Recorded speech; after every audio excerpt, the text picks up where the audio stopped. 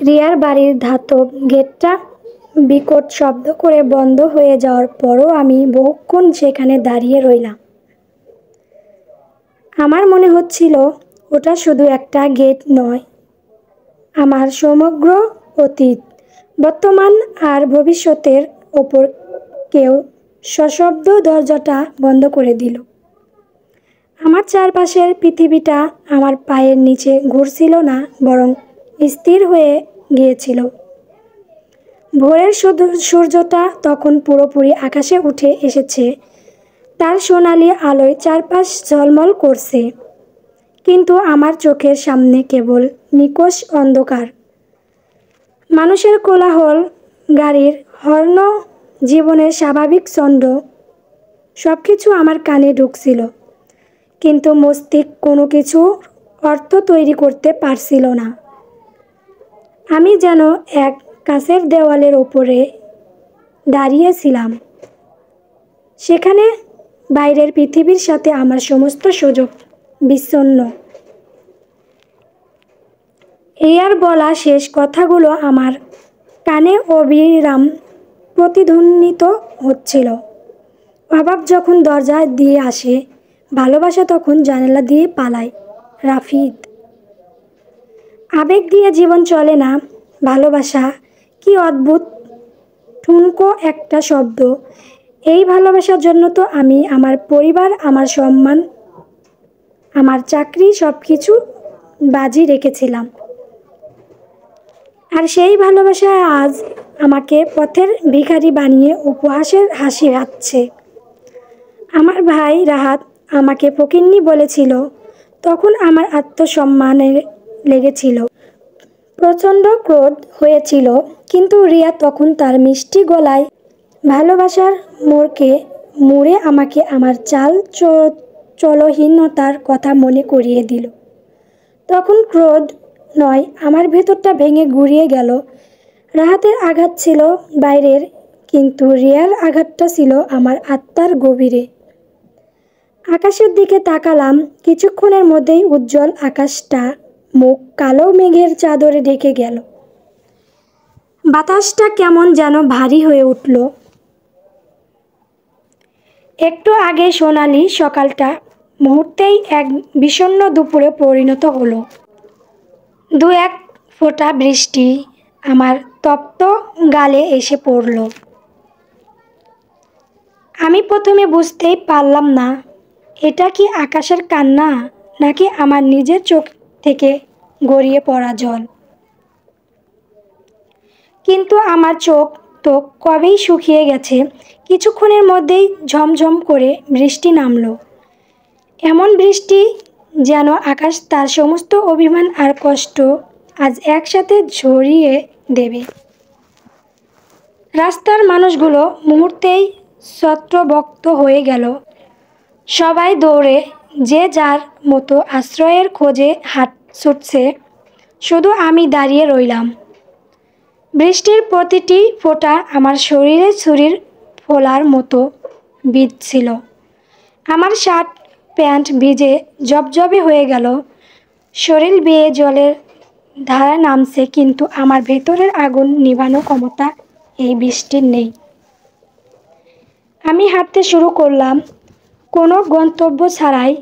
ভেজা রাস্তায় আমার ছায়া পড়ছে না, কারণ আমার নিজের ছায়াও হয়তো এই দুর্ভাগে ত্যাগ করে চলে গেছে।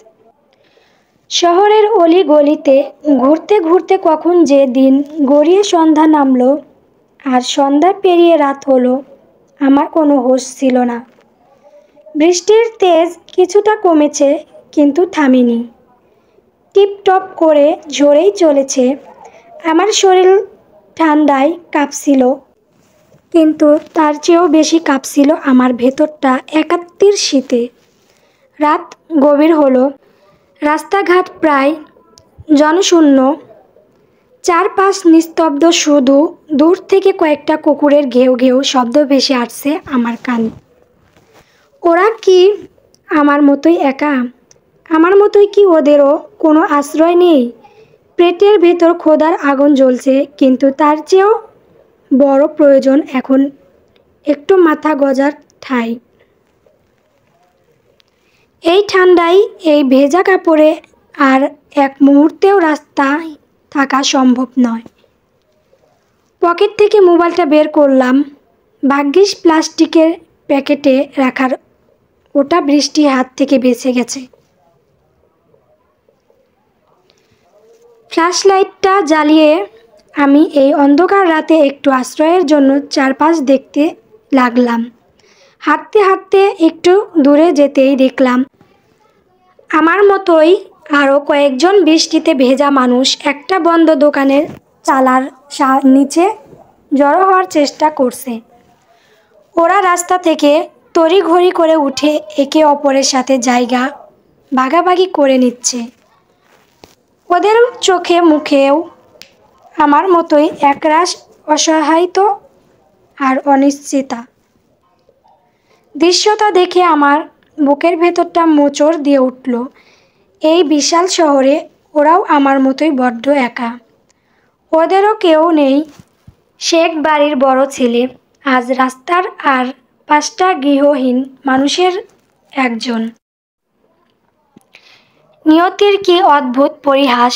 কয়েকজন এদিক ওদিক খুঁজে কিছু দোকানের ছাউনিতে আশ্রয় পেল।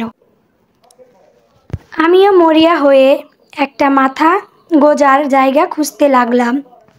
অবশেষে একটা পুরনো মার্কেটের বারান্দায় একটু শুকনো জায়গা পেয়ে গেলাম। জায়গাটা আবর্জনায় ভরা। স্যাঁতস্যাঁতে একটা গন্ধ নাকে আসছে, কিন্তু এই মুহূর্তে এটাই আমার কাছে রাজপ্রাসাদের চেয়েও কম কিছু নয়।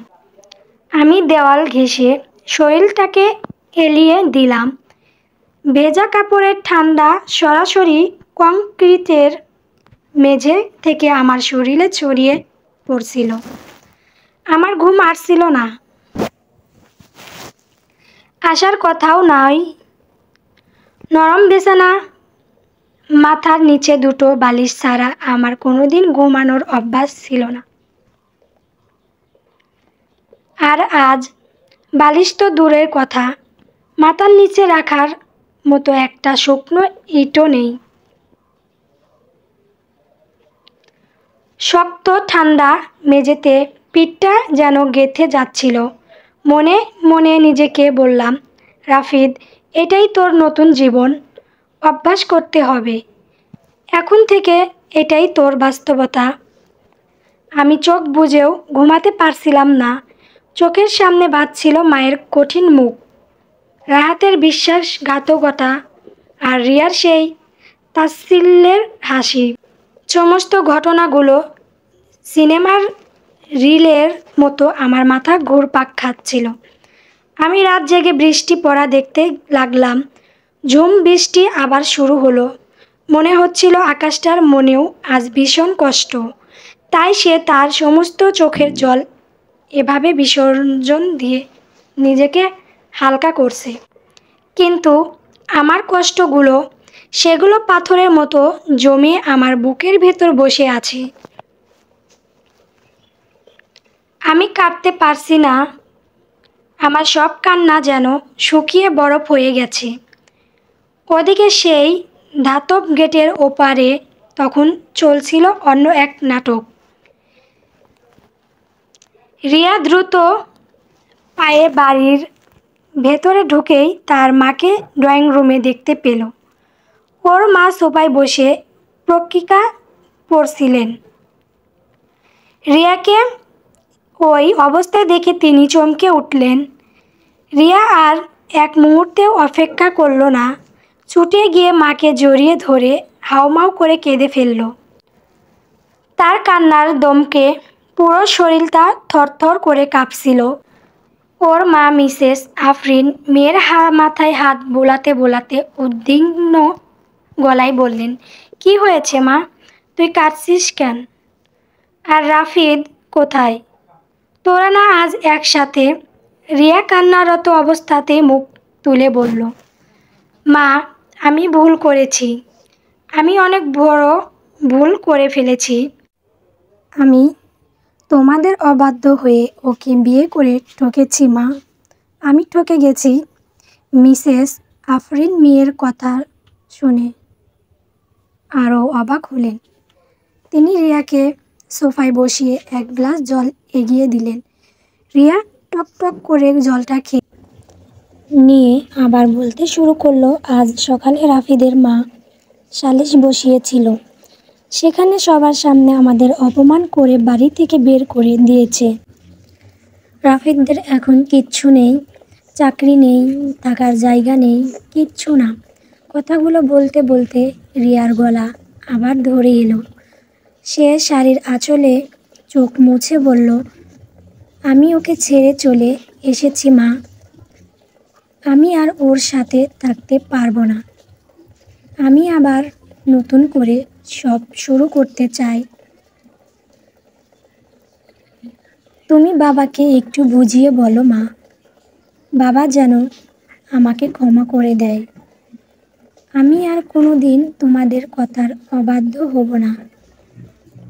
মেয়ের মুখে সবটা শুনে মিসেস আফরিনের মুখের উদ্বেগ মুহূর্তেই মিলিয়ে গিয়ে এক ধরনের স্বস্তি ফুটে উঠল। তিনি রিয়াকে নিজের বুকের কাছে টেনে নিয়ে বললেন, তুই একদম ঠিক কাজ করেছিস মা, একদম ঠিক করেছিস। ওই ফকিন্নিটাকে ছেড়ে এসে তুই তোর জীবন বাঁচিয়েছিস। ফকিন্নি যে শব্দটা রাফিদকে তার ভাই বলেছিল, সেই একই শব্দ রিয়ার মাও উচ্চারণ করলেন অবলীলায়। মিসেস আফরিন মেয়ের চুলে বিলি কেটে দিতে দিতে বললেন, যে ছেলের নিজের পায়ে দাঁড়ানোর ক্ষমতা নেই, যার পরিবার তাকে রাস্তায় ছুঁড়ে ফেলে দেয়, তার সাথে জীবন কাটানোর স্বপ্ন দেখাটাই তো বোকামি। আবেগ দিয়ে সংসার চলে না, আমি তোকে আগেই বলেছিলাম। যাক, যা হওয়ার হয়ে গেছে। এখন আর এসব নিয়ে এক ফোঁটাও চিন্তা করবি না। তোর বাবার ব্যাপারটা আমি সামলে নেব। তুই শুধু নিজের দিকে খেয়াল রাখ, কয়েকদিনই সব ঠিক হয়ে যাবে। মায়ের কথায় রিয়া যেন নতুন করে শক্তি পেল। তার চোখের জল শুকিয়ে গেল। তার মনে হলো সে একটা দুঃস্বপ্ন থেকে জেগে উঠেছে। রাফিদদের জন্য তার মনে যতটুকু মায়া বা অপরাধবোধ ছিল, মায়ের কথায় সেটাও ধুয়ে মুছে গেল। সে এখন শুধু নিজের ভবিষ্যৎ নিয়ে ভাববে, যেখানে রাফিদদের কোনো অস্তিত্ব থাকবে না।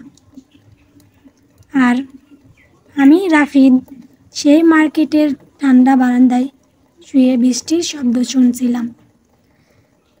আমার কানে তখন মায়ের কথা, ভাইয়ের কথা বা রিয়ার কোনো কথাই বাজছিল না। আমার ভেতরটা এক অদ্ভুত শূন্যতায় ভরে গিয়েছিল। আমি আমার ভেজা হাতের দিকে তাকালাম। যে হাতটা একদিন রিয়ার হাত ধরে বাঁচার স্বপ্ন দেখত, সেই হাত আজ শূন্য।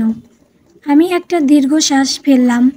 এই শহরের আকাশ আজ আমার দুঃখে কাঁদছে, কিন্তু এই শহরের কোনো মানুষ আমার পাশে নেই। শেখ বাড়ি বড় ছেলে আজ পরিচয়হীন, আশ্রয়হীন। আমার পুরনো আমিটা আজ এই বৃষ্টির জলে পুরোপুরি ধুয়ে মুছে গেছে। আমার চোখের সামনে একটা ভেজা কুকুর এসে দাঁড়ালো। তার করুণ চোখ দুটো আমার দিকে স্থির। হয়তো সেও আমার মধ্যে নিজের প্রতিচ্ছবি খুঁজছে। আমি জানি না কালকের সকালটা আমার জন্য কী নিয়ে আসবে, কিন্তু একটা জিনিস আমি বুঝতে পারছিলাম, আমার ভেতর জন্ম নিচ্ছিল নতুন এক মানুষ, যে ভালোবাসতে জানে না, বিশ্বাস করতে ভয় পায়।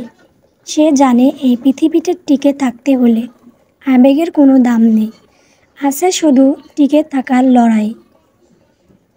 চলবে।